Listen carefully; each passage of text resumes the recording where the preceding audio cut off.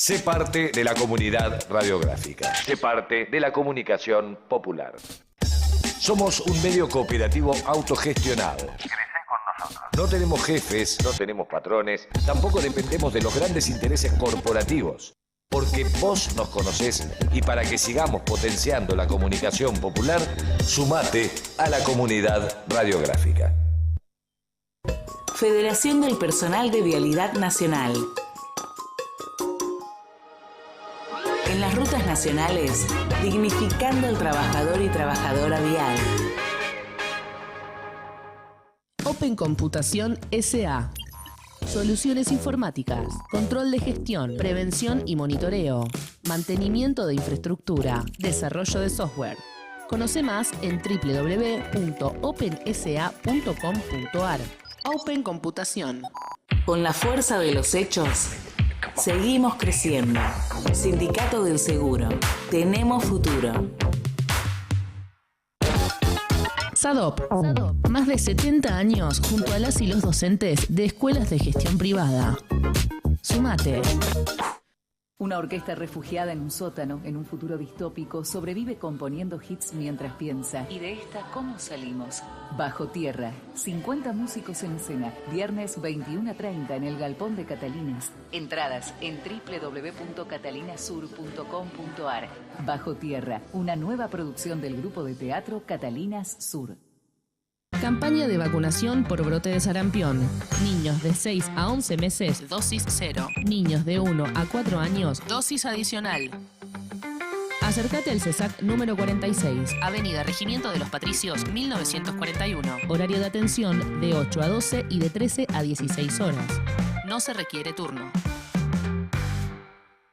Si sos mayor de 65 años, es importante que te protejas del frío y prestes atención a los síntomas de hipotermia como agotamiento, temblores, pérdida de la memoria o torpeza física. En caso de emergencia, comunícate con el SAME llamando al 107. Conoce más en buenosaires.gov.ar/frío. Buenos Aires Ciudad. Con Ojos de Pájaro, un espectáculo de títeres para toda la familia del grupo de teatro Catalinas Sur. Te esperamos todos los domingos a las 16 para disfrutar de las aventuras de José y sus amigos. ¿Dónde? En el Galpón de Catalinas.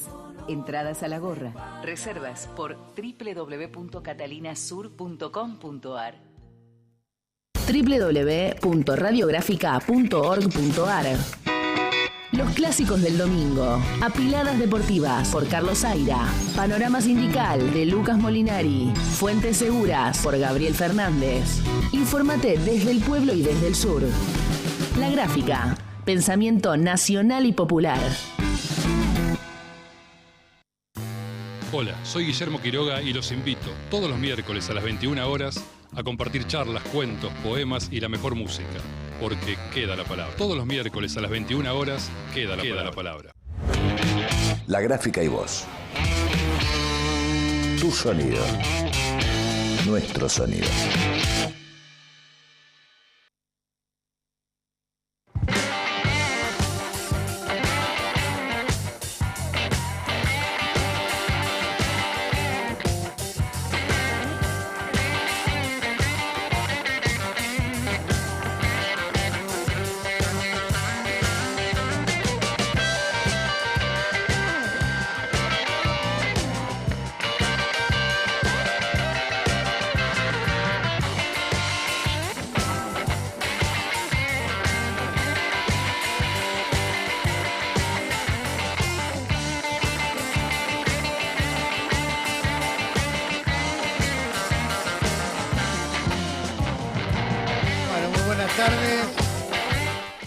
Aquí estamos en Laudatistas, el programa de la Alameda, es el programa número 8, que co-conducimos, quien les habla, Gustavo Vera, y nuestra compañera Ximena Ratón y Facundo Lugo. ¿Cómo están? Buenas tardes, ¿cómo andan? Buenas tardes a toda la audiencia de todo el país. Bueno, vamos a arrancar con... La verdad que esta semana estuvo plagada de noticias, pero... Vamos a tratar de seleccionamos los que nos parecían las más dramáticas, las más graves, las más importantes. Y una de ellas tiene que ver con algo que ocurrió el jueves, el 17 de julio, donde la única iglesia católica en Gaza, que además acogía a 600 personas refugiadas del genocidio que está perpetrando el gobierno de Israel. Iglesia que muchos conocen porque era con la cual el Papa Francisco se comunicaba todos los días, con su sacerdote también argentino, Gabriel Romanelli. Bueno, esta iglesia fue atacada por un proyectil israelí. El ataque dejó 3 muertos, 9 heridos. La estructura profanada, con ventanas estalladas, paredes calcinadas. El gobierno israelí habló de error, como siempre, pero el Patriarcado Latino de Jerusalén llamó lo que fue, un crimen contra civiles y un crimen contra un lugar sagrado. El Papa León XIV clamó por un alto al fuego, repudió la barbarie y pidió poner fin a toda esta locura. El párroco argentino Gabriel Romanelli fue herido levemente y, bueno, como les mencionaba al principio, era un amigo y una persona que se comunicaba frecuentemente con Francisco para informar sobre cómo iban aconteciendo los catastróficos acontecimientos en Gaza con el genocidio perpetrado por Israel. Cuando decimos genocidio no estamos hablando de una adjetivación ideológica, estamos hablando de la definición de la Corte Penal Internacional respecto a los hechos que se están llevando adelante en la Franja de Gaza por parte del gobierno de Netanyahu. Tenemos unas palabras que dijo el sacerdote Gabriel Romanelli inmediatamente a los pocos días, digamos, de perpetrado este hecho salvaje contra la única iglesia católica en Gaza, que, no sé si ya lo tenemos al aire, dice lo siguiente. Bueno, la situación, la iglesia está un poco más calmada, no obstante que los bombardeos se siguen escuchando y siguen cayendo algunas esquirlas. Ciertamente ha sido un shock enorme el bombardeo sobre el templo directamente, como habrán visto al lado de la cruz. Esa cruz de piedra tiene como unos 2 metros, así que el impacto ha sido fuerte y bueno, ha desparramado esquirlas de metal por todos lados. Yo estoy bien, fuimos 15 los heridos. Los más graves, bueno, 3 personas murieron y 2 jóvenes se encuentran todavía en recuperación. Va a llevar mucho tiempo, uno tiene perforado un pulmón y el otro las partes de varios órganos internos. Están fuera de peligro de vida en principio. Pero bueno, la gente está muy choqueada porque acá, aparte, los cristianos somos toda una gran familia. Antes de la guerra éramos 1017 personas, contando los católicos y los ortodoxos, así que todos emparentados. Y ya hemos perdido o muerte natural o por falta de medicamentos o por falta de cura, y además de las personas asesinadas, hemos perdido 57 personas, lo cual hace más de 5%, casi 6% de la comunidad. Entonces eso es, y además tenemos muchos heridos también de toda esta guerra. Bueno, esto ojalá fuera el único episodio dramático, pero la verdad que el drama que están atravesando particularmente los niños y mujeres de la población de Gaza es alarmante, y lo dicen las agencias internacionales. La agencia Warchild entrevistó en Gaza a fin de año, a fines del 2024, a más de 500 niños palestinos. Y esa entrevista arrojó los siguientes porcentajes. El 96% teme morir en cualquier momento, el 92% no puede aceptar la realidad, el 49%, repito, el 49% desearía morir, pesadillas, retraimiento, ansiedad, agresividad. La verdad que se está destruyendo no solamente un pueblo, sino también a las raíces más sagradas de ese pueblo, que es justamente la niñez. Hay otro informe de Oxfam, también del 2024, que destaca que esta es la campaña militar más letal de la que se tenga memoria desde la Segunda Guerra Mundial contra mujeres y niños en décadas. Bien, frente a esto ha habido un fallo de la Corte Penal Internacional. Hay también algunas reacciones de Naciones Unidas, pero todavía la condena mundial a nivel pueblos es muy grande, pero a nivel gobiernos todavía sigue siendo, digamos, bastante tibia, porque obviamente detrás de todo este genocidio naturalmente están los intereses geoestratégicos del imperio de Estados Unidos, que con su socio Israel pretenden caotizar la región de Medio Oriente para desordenar el funcionamiento de los BRIC, o por lo menos el motor energético de los BRIC. Ustedes sabrán que Rusia, Irán y China son 3 potencias energéticas claves en el mercado de los BRIC, que claramente está desplazando en el mercado mundial al grupo de los 7, liderado históricamente por Estados Unidos, y esto nos hace pensar de que la avanzada primero sobre Gaza, luego sobre Siria, sobre el Líbano, la guerra de los 12 días en Irán, son escaramuzas que cada vez se incrementan más con el tiempo, que lo que buscan básicamente es desordenar y caotizar y fragmentar, obviamente, a todo lo que se emparente con un bloque económico que está emergiendo y que está desplazando de la hegemonía mundial al capitalismo norteamericano.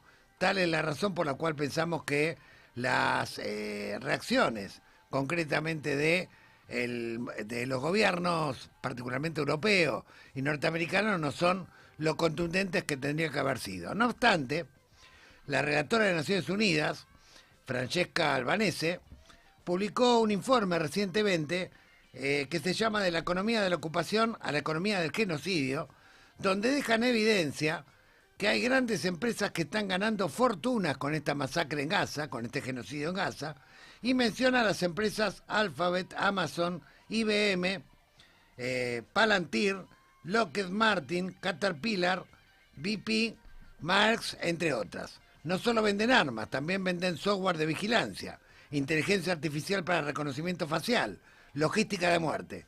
Gaza se ha convertido en un laboratorio de control social, un experimento en tiempo real sobre cómo dominar, eliminar y ocupar. Por supuesto que después de que publicó este informe sobre la economía del genocidio, la relatora de Naciones Unidas, el gobierno de Estados Unidos pidió inmediatamente que esta relatora sea separada de su cargo, y obtuvo el respaldo de un montón de prestigiosos economistas de renombre mundial, como Thomas Piketty, Varoufakis, entre otros, que respaldaron su trabajo, porque obviamente salta en evidencia aquello que Francisco decía, que detrás de toda guerra está el negocio del complejo militar industrial y todas las empresas satélites, digamos, que hacen experimentos con los seres humanos como si fueran ratas. También ha habido la semana pasada un fallo esperanzador en Bruselas. La justicia, un tribunal de Bruselas resolvió multar con 50.000 euros a cada barco que transporte cualquier tipo de componente que sea para colaborar con el ejército israelí para perpetrar el genocidio. El tribunal de Bruselas considera que cualquier tipo de colaboración con el genocidio es ser cómplice del genocidio, y esto abre todo un debate sobre la Convención contra el Genocidio, abre todo un debate respecto a la posición que tienen que tomar los gobiernos europeos, que empiezan a despertar. Hoy lunes, esta mañana, antes de comenzar este programa, Inglaterra y 24 aliados, entre ellos Australia y Canadá, Francia e Italia, sacaron un comunicado conjunto en que plantean que la guerra debe terminar ya, argumentando que el sufrimiento de la población civil ha alcanzado niveles absolutamente inadmisibles.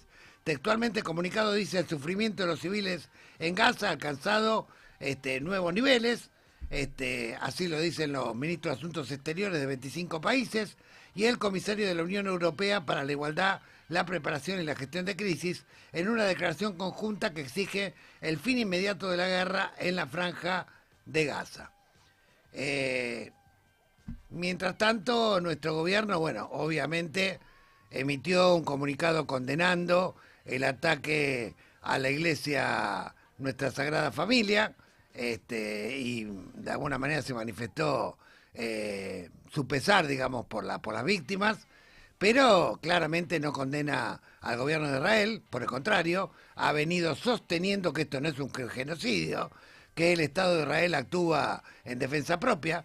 Es más, hay medios y payos acá que han sido absolutamente, totalmente dóciles de alguna manera al genocidio que se está perpetrando, reconocido por la propia Corte Penal Internacional.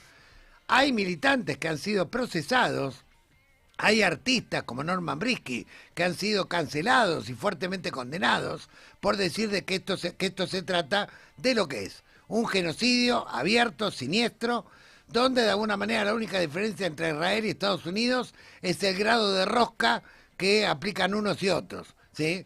Para Estados Unidos tiene que ser rosca suficiente como para desordenar el mercado alrededor del cual Arabia, Irán, el estrecho de Hormuz y los BRICS se reorganizan.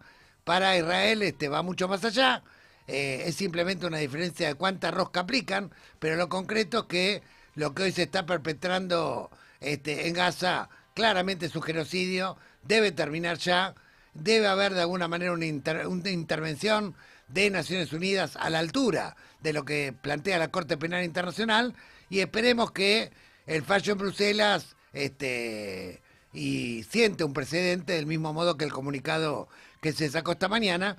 Pero finalizando esta editorial, no tenemos la menor duda, como me dijo un alto prelado muy amigo de Francisco, que lo que ocurrió el 17 de julio en la parroquia de nuestra Sagrada Familia no fue un error, fue un mensaje mafioso, y fue un mensaje mafioso al legado de Francisco, ese legado de Francisco que condenaba ese genocidio, que condenaba las guerras, y que recordemos que homenajeó la última Navidad con un pesebre en el cual el niño Jesús estaba envuelto en un pañuelo palestino.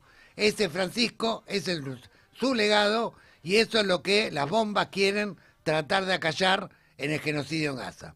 Esto es Laudatistas, el programa número 8 de La Alameda. Vamos a un tema musical.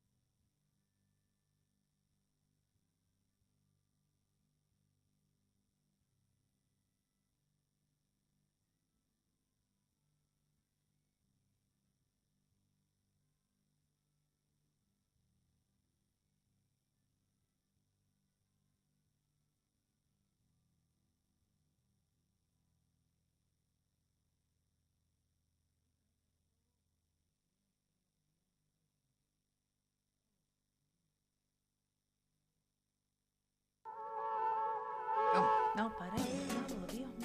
Bueno, estamos de vuelta en Laudatistas, son las 13:20 horas. Vamos a, después de esta durísima primera editorial, durísima como la realidad misma, vamos a continuar con un poco de política nacional, Gustavo. Bueno, obviamente este fin de semana fue el cierre de listas para las elecciones del 7 de septiembre en la provincia de Buenos Aires. Hay muchísimas novedades respecto a las dos principales alianzas que están en disputa. Por un lado, Fuerza Patria, digamos que ha cerrado sus listas en unidad, no sin problemas, no sin tensiones obvias de cada cierre electoral. Y por otro lado, el espacio que configura La Libertad Avanza, que ha absorbido a un sector del PRO, otro sector del PRO ha marchado hacia otras coaliciones, integradas solo por intendentes, o Somos Buenos Aires y varias coaliciones más. Pero bueno, sobre todo estos temas ustedes encontrarán abundante información en todos los medios de comunicación, quiénes son los candidatos, cómo se armaron las alianzas, etcétera.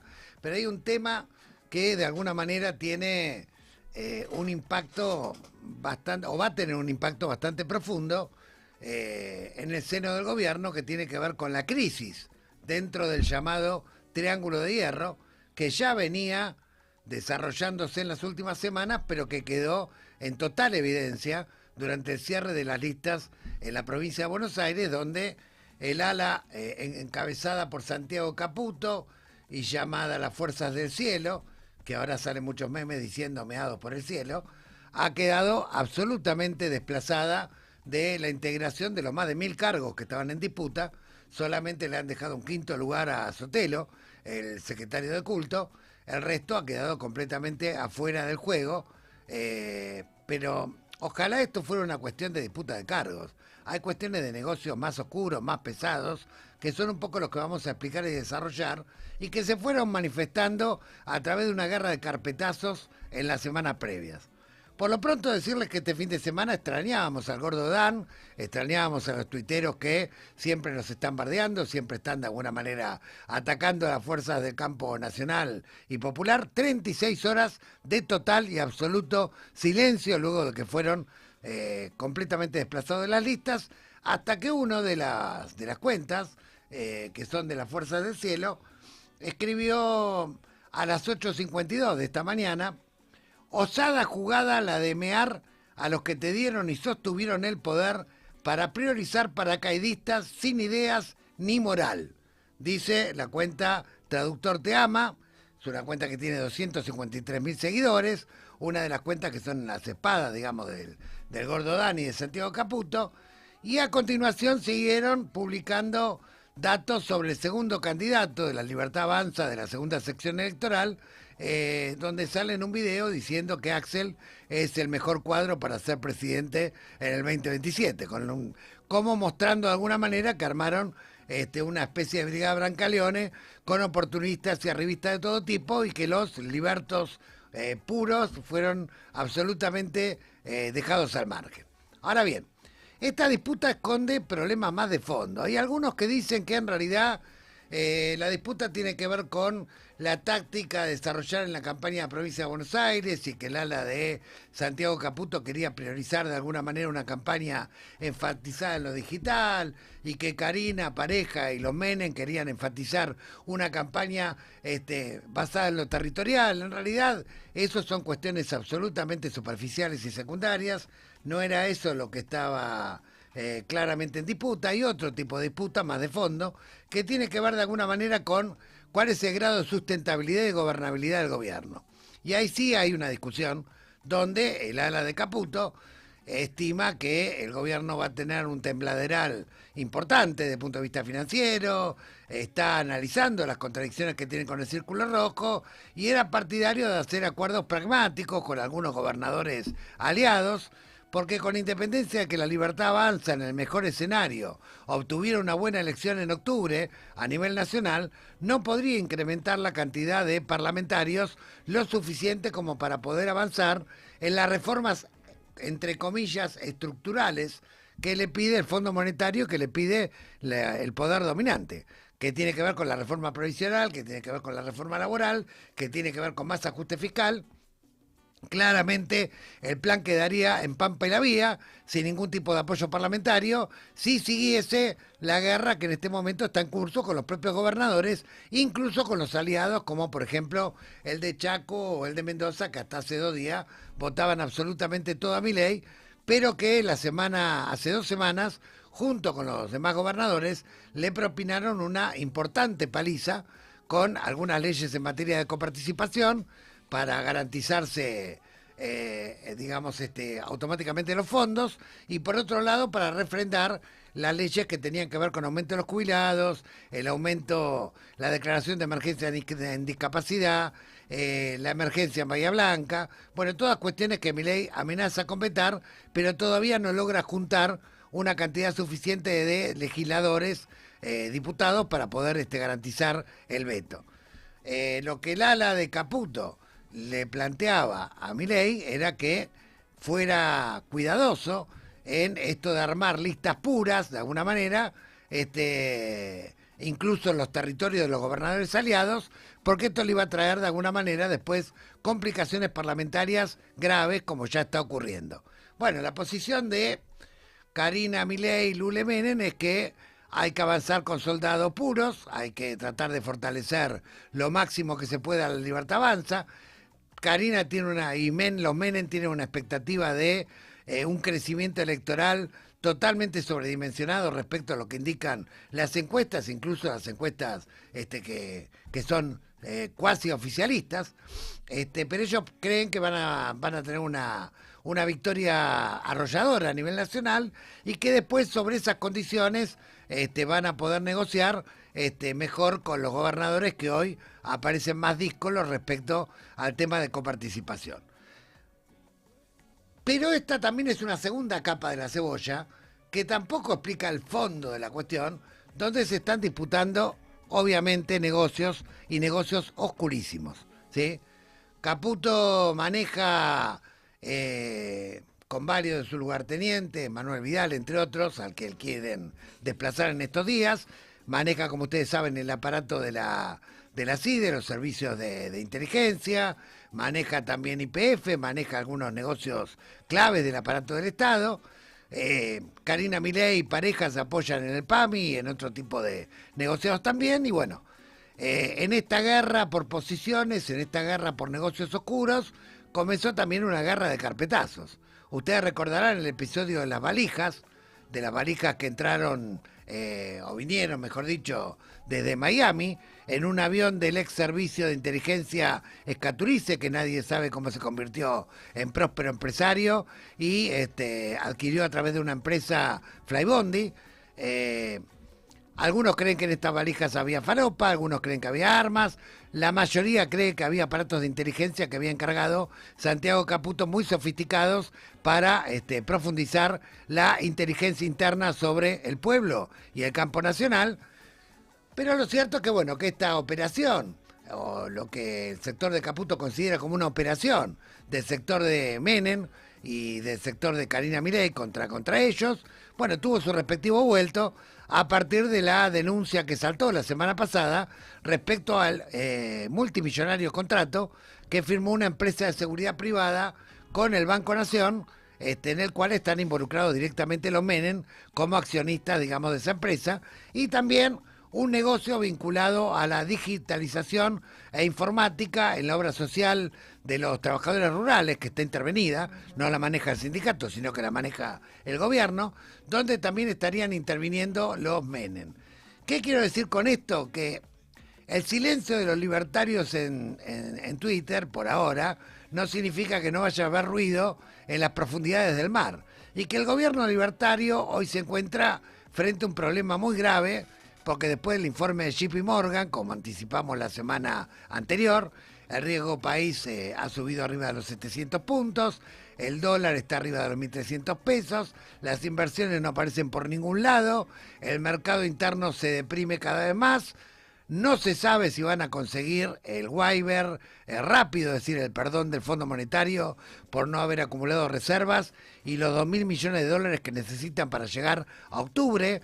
Están teniendo tensiones con los agroexportadores por el tema retenciones, están teniendo tensiones con la UIA por el tema aranceles, están teniendo tensiones incluso secundarias con el tío San, a pesar de que los protege, porque tienen que hacerle también concesiones a China en función de la renovación de los swap que hubo. Ahora, por ejemplo, hay un debate en estas horas respecto a que los chinos puedan ingresar sin ningún tipo de visa ni pasaporte, como también hay un incremento de las importaciones sin ningún tipo de arancel del lado de China, que son concesiones que el gobierno tuvo que dar, obviamente, frente a la presión de los swap, es decir, los casi 6.000 millones de dólares que hay depositados en las reservas argentinas, que son un préstamo otorgado por el gobierno de Pekín. Así que bueno, en medio de todas estas tensiones y contradicciones, y sin tener una mayoría propia en el Parlamento, y es más, y habiendo escogido la táctica de ir al conflicto con los gobernadores, y por lo tanto no tener asegurada ni siquiera la cantidad de votos para garantizar un veto, bueno, el gobierno se expone a una especie de todo o nada en estas elecciones en la provincia de Buenos Aires, y en este todo o nada no es que va con soldados puros, va con barra brava, va con punteros, con gente de recontra baja tofa, ponen en la tercera un comisario, de alguna manera preanunciando que no quieren hablar de economía, no quieren hablar de el desastre de alguna manera que están viviendo los argentinos y argentinas. Y hay algo que es importante que hay algo que está en el escritorio, tanto de Milei como de Karina, como de Caputo, y es el último estudio que hizo Subán Córdoba, que fue a escala de todo el país, y en el cual el gobierno tiene la mala noticia de que por lo menos casi un 57% de la población se considera antimileísta, lo cual ya significa una identidad, ¿sí? Esto supera largamente todas las encuestas que Subán Córdoba hizo a lo largo de este casi año y medio de gobierno de Milei. Hay una preocupación respecto a qué podría pasar con el gobierno si se enfrenta frente a una paliza electoral en la provincia de Buenos Aires, por ejemplo, el próximo 7 de septiembre, de cara a octubre. El tema de su gobernabilidad está en duda, y esta crisis en el núcleo de el triángulo de poder, hay que pensar que Santiago Caputo no solamente maneja los resortes de la CIDE, sino que además también era el encargado de todo lo que tenía que ver con la estrategia judicial. Bueno, esto está generando un deshilachamiento progresivo, aceleradísimo, de un gobierno, de alguna manera, que está sostenido solamente a tiro de decreto de Estados Unidos, de que cuando se retrasen un par de semanas en un préstamo puede pasar cualquier cosa. A esto se le agrega, por supuesto, la crisis con la vicepresidenta Villarruel, de la cual hablamos la semana pasada, que ahora ya no calla y ahora directamente le saca mano al gobierno, porque ya todo el mundo está oliendo que el Titanic está empezando de alguna manera a naufragar, y que estamos realmente en serio riesgo desde el punto de vista económico, desde el punto de vista institucional, desde el punto de vista social y desde el punto de vista de la propia gobernabilidad. Y no porque de alguna manera alguien esté buscando dar algún golpe, sino porque el gobierno no deja de pegarse tiros en los pies, y el descontento de la población sigue sin prisa pero sin pausa avanzando. Muy bien, vamos a una pausa. Radiográfica. 20 años. 20 años construyendo comunicación popular. 20 años sonando a Radiográfica. Citrajucaba, el sindicato de los trabajadores y las trabajadoras del Poder Judicial de la Ciudad de Buenos Aires. Siempre defendiendo derechos de los judiciales. Citrajucaba. Subside, junto a las y los trabajadores de televisión. El sindicato de las nuevas tecnologías. Día a día, los barrios del sur porteño protagonizan sus historias y sus luchas. Mes a mes, Sur Capitalino te las cuenta. Para romper con el monopolio de la palabra, para construir un barrio más justo. Sur Capitalino, el periódico de La Boca y Barracas. La Gráfica, FM 89.3. Suena la comunicación popular.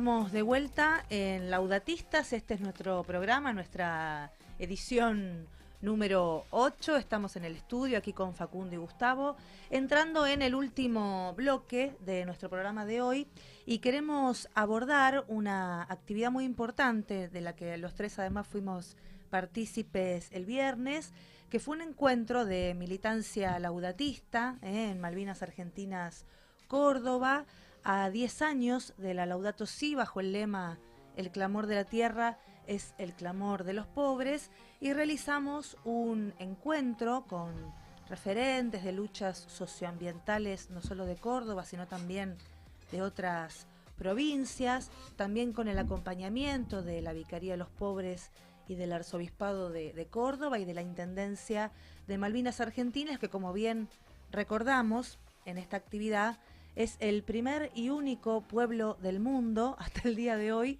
que, producto de la lucha popular y por supuesto en ese momento con el apoyo de Francisco, logró echar a Monsanto, ¿no?, en su intento de instalación de una planta de transgénicos contaminante.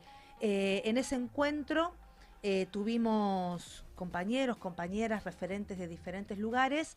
Obviamente todas las intervenciones completas, el encuentro completo, lo van a encontrar en nuestro canal de YouTube, Somos Alameda, y también en nuestro Instagram. Siempre nos encuentran como Somos Alameda, y seguramente en la semana iremos subiendo los recortecitos por separado e iremos documentando por escrito las intervenciones de cada uno, porque bueno, este es un trabajo que no solo no empezó hoy, sino que tampoco se detiene, y la idea es continuar, ¿no?, con cómo recogemos el legado de Francisco y este entrelazamiento con las luchas del pueblo de aquí en adelante. Así que, si les parece, compañeros, vamos a primero compartir algunas de las intervenciones, obviamente breves fragmentos. El primero que le vamos a pedir a Amale, y le agradecemos mucho la operación técnica y la paciencia como siempre. Vamos a escuchar al intendente de Malvinas Argentinas, Gastón Mazalay, que fue también uno de los que ha encabezado en su momento la lucha contra Monsanto. En el año 2012, cuando se hace el anuncio de la instalación de la planta de Monsanto, la verdad que como vecinos desconocíamos un poco de qué se trata el tema, pero rápidamente nos llamó la atención semejante anuncio con bombos y platitos, y sobre todo nos llamó la atención por la historia que era Monsanto, que bueno, algunos conocimos un poquito y fuimos profundizando el camino. En ese momento logramos una rápida reacción de la comunidad. Nos organizamos en la Sierra 100, y esa asamblea empezó a llevar a cabo primero campañas de difusión, contándole a la comunidad que hacía Monsanto, que no queríamos que pusieran una planta de tratamiento de semillas transgénicas donde se iban a utilizar, y esa organización fue lo que nos permitió llevar adelante acciones en distintos planos, ¿no? Desde el plano social, plano jurídico, y desde la resistencia y la lucha propiamente en la calle. Comenzamos con distintas acciones en paralelo. Presentamos el primer mes, presentamos un amparo en Ciudad de Córdoba. Organizamos marchas acá en Malvinas y en la ciudad de Córdoba, marchas multitudinarias para hacer saber a quienes tenían que tomar la decisión en ese momento que Malvinas no quería que se cargue Monsanto. Y por supuesto, cuando ya veíamos que esto no valía un resultado, directamente tomar la decisión de hacer un acampe en la puerta del predio y bloquear la entrada de la materia de construcción del plan. Y la lucha en la calle con distintos actores respaldando desde la Universidad Nacional de Córdoba, la Universidad Nacional de Villa María, la Universidad de respecto a la instalación de la planta de Monsanto Malvinas. Y la verdad es que fue en ese momento una batalla cultural, ¿no?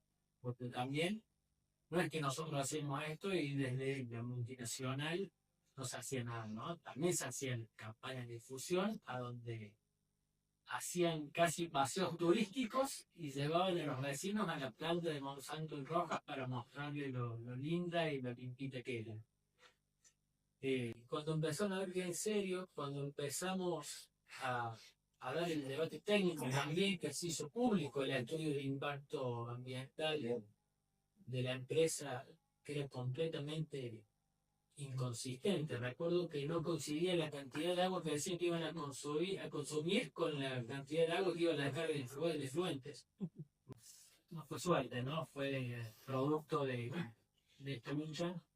En el año 2014-2015 ya la empresa anunció que desestimaba la inversión en la localidad de Malvinas Argentinas y que se iban, y ahí fue cuando este movimiento social se convirtió en un movimiento político y tomamos la decisión de disputar la herencia de Malvinas Argentinas, y ya en el 2019 nos presentamos a las elecciones y cuando logramos transformar ya este movimiento social en un movimiento político y con toma de decisiones.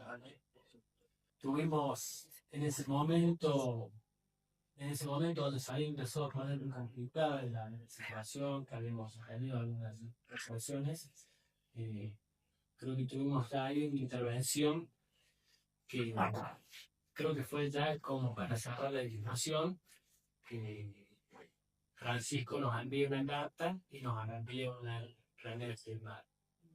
Creo que a mí Gustavo fue ya cuando la empresa dijo, ya está.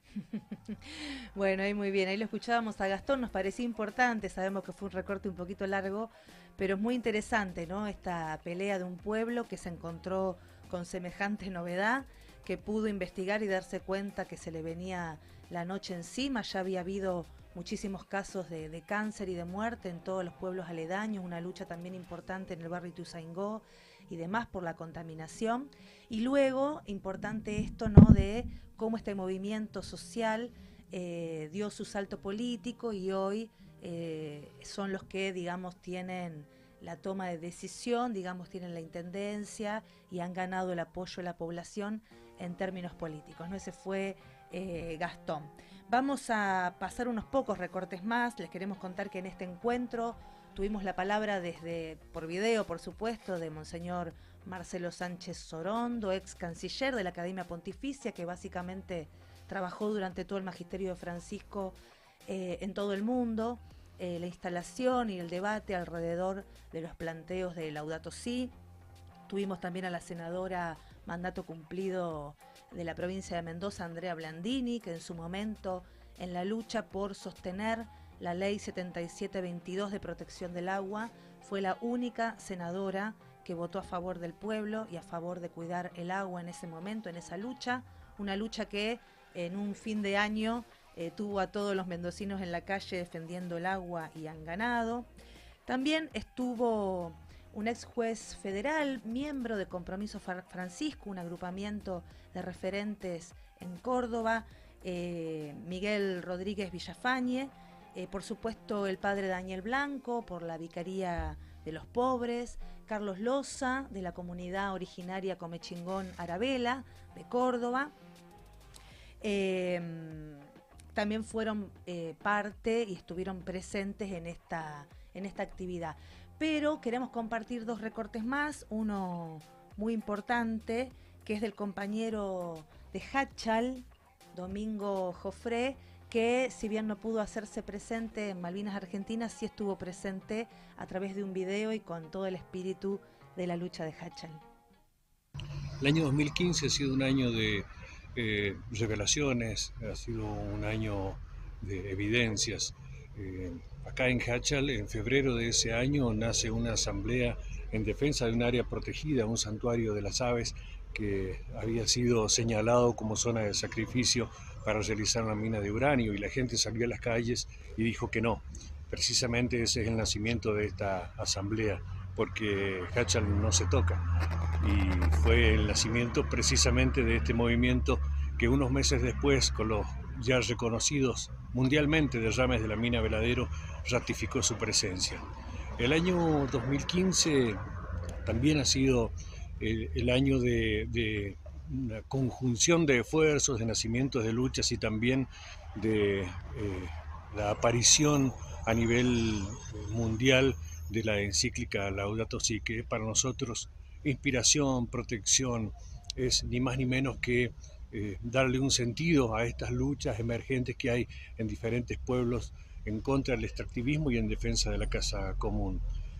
Para nosotros la Laudato Si es ni más ni menos que no solo inspiración y protección, es lo que le da sentido a las luchas totalmente desiguales que viven los pueblos. Señalaba el sacrificio principalmente en lo que tiene que ver con el extractivismo y en el caso nuestro específicamente con la minería a cielo abierto que venimos padeciendo desde la mina Veladero y desde la incontable cantidad de proyectos que hay y que nos mantienen a todos en un estado de alerta, movilización y con una carpa permanente desde hace ya 10 años. Los mismos años que la Laudato Si viene inspirándonos y protegiéndonos en defensa de la casa común, en defensa del respeto por todo lo que tiene que ver con la vida en todas sus manifestaciones y la vida en el sentido en que el Creador nos ha brindado.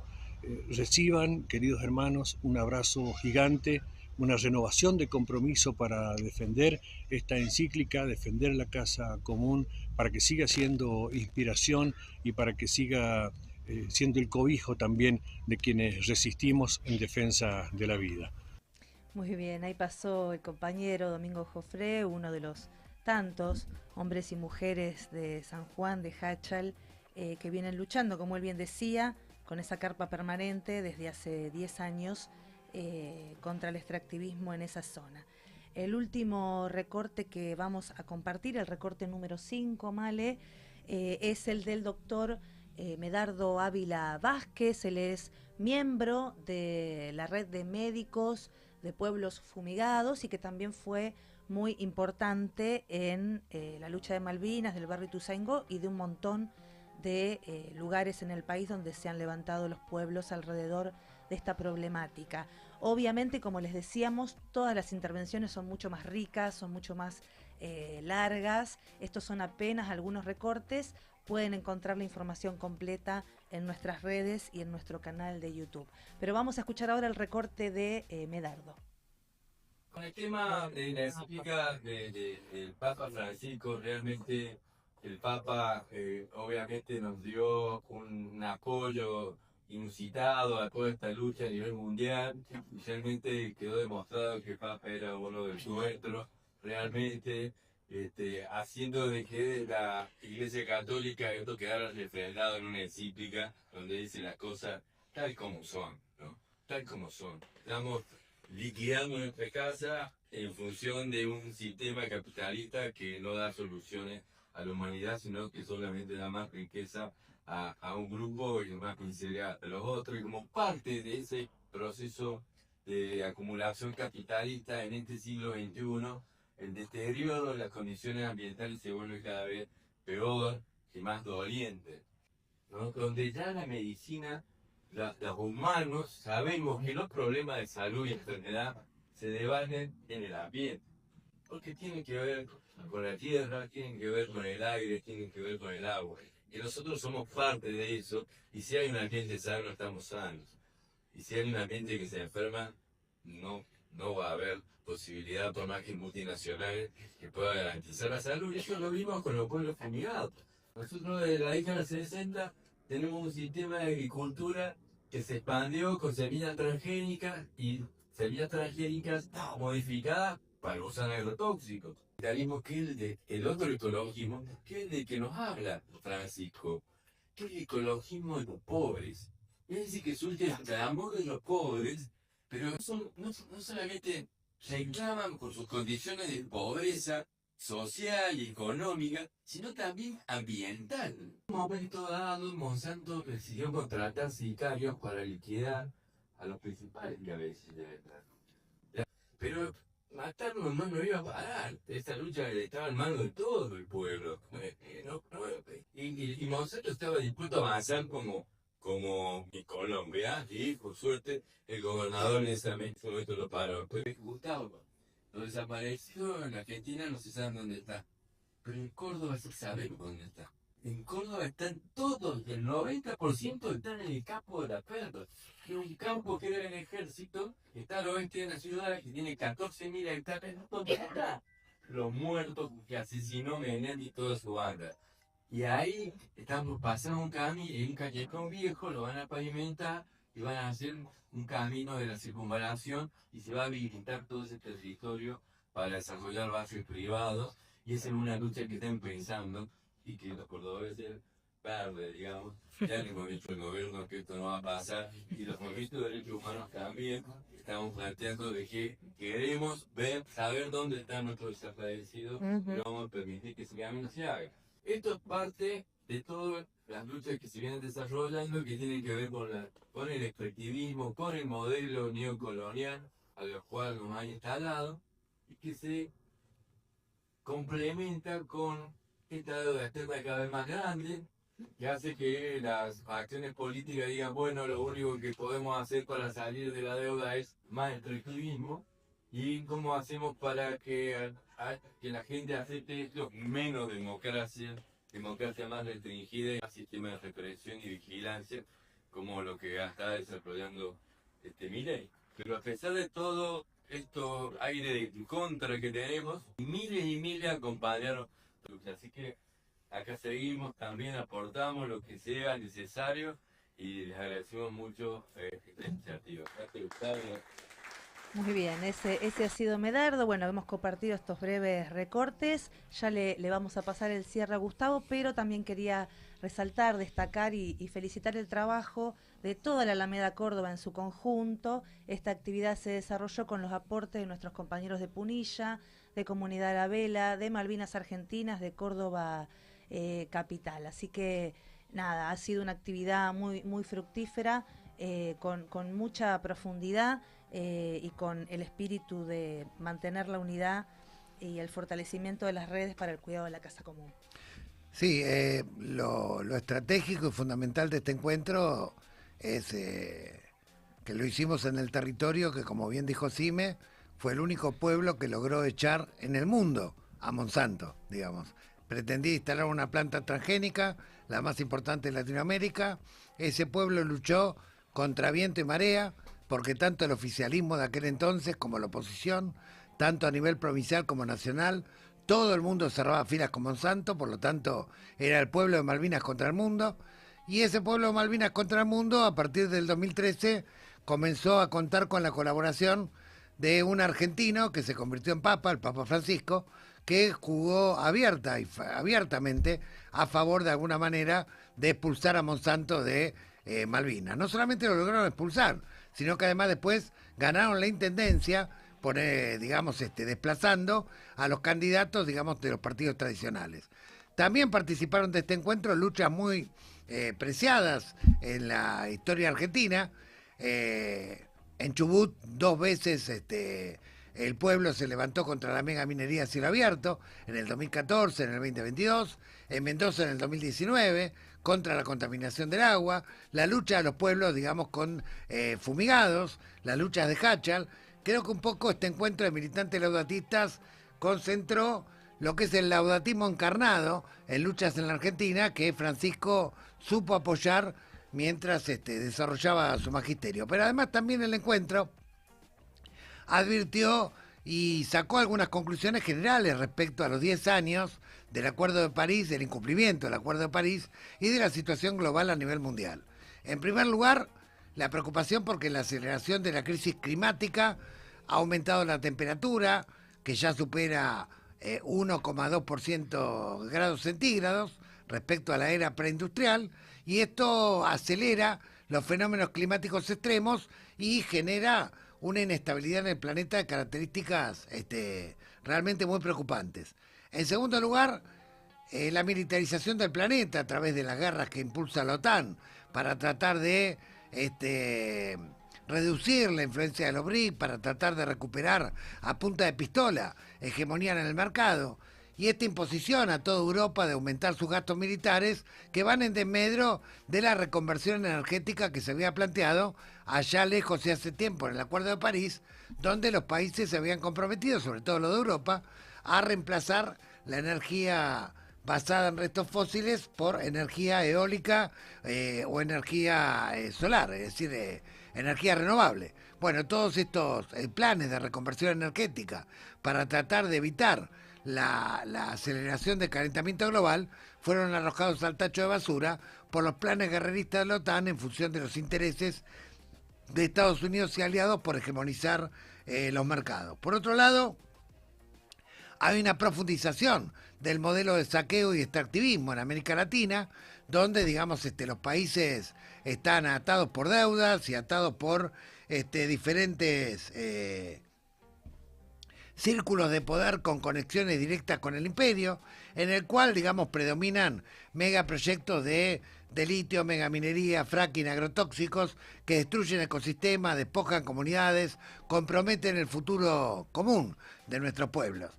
También una criminalización de las luchas ambientales. Esto que dijo Merardo, de que en su momento Monsanto quiso contratar sicarios para asesinar a los principales activistas que en Malvinas estaban impidiendo, o estaban liderando, mejor dicho, la lucha popular para echar a esa multinacional, es algo que afortunadamente en Argentina fue solo amenaza, pero en otros países como Brasil, por ejemplo, o Colombia, son hechos concretos de que asesinan ambientalistas diariamente por defender y proteger o cuidar la casa común. Como este programa se llama Laudatistas, obviamente para nosotros cuidar la casa común, protegerla de las multinacionales, luchar por la paz, luchar contra las guerras que también a su manera destruyen por doble partida a los seres humanos, físicamente los destruyen con genocidios y además van preparando las condiciones de destrucción del planeta, es una tarea primordial y por eso resolvimos que el encuentro de militantes laudatistas se siga realizando y tenga como capital a Malvinas Argentinas, ese pueblo de Córdoba que le dio un ejemplo al mundo, no solamente echando a Monsanto, sino además ganando concretamente la intendencia y sacándose a la casta que transaba con los agrotóxicos encima. Esto fue Laudatistas, el programa número 8. Hasta la próxima semana. Conducimos con Ximena Rattoni y con Facundo Lugo.